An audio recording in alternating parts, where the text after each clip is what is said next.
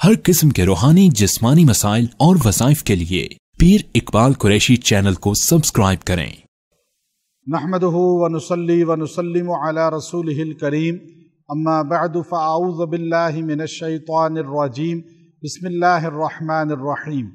हम इस वक्त नमक की इस माइन के अंदर मौजूद हैं जो खेवड़ा के मकाम पर दुनिया की दूसरी बड़ी कान है।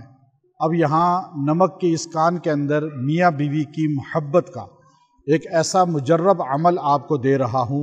नमक पे ये छोटा सा अमल पड़े और खिला दे, इंशाअल्लाह दोनों में मोहब्बत कायम हो जाएगी। नमक को अल्लाह तबारक व तआला ने इस्लाह का ज़रिया बनाया है।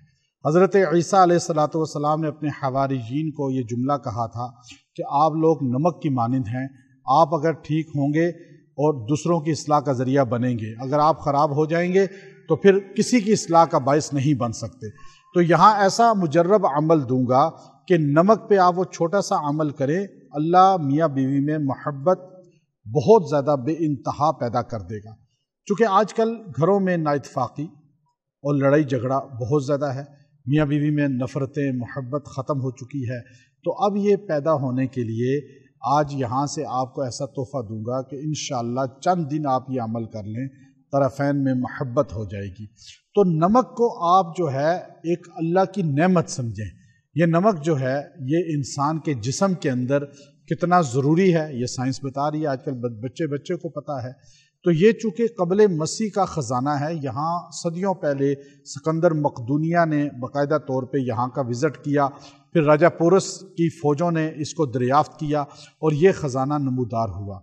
तो अब आप यहाँ पे जब भी आएँ तो आप इस अमल को तजदीद भी कर सकते हैं, या आप कहीं भी ऐसे नमक के ख़जाने के पास जाएं तो आप इस अमल को पढ़ के तजदीद कर लें, मजबूत आमिल हो जाएंगे।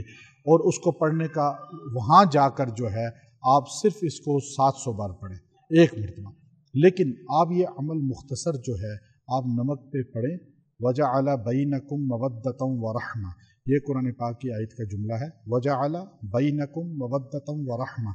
अब आपने जो है इसको सिर्फ 33 बार पढ़ के नमक पे दम करना है और वो नमक आपने इस्तेमाल कर लेना है, वो नमक आपने खा लेना है। वो आप ख़ुद भी खाएं और अपने घर में भी सबको वो खिला सकते हैं।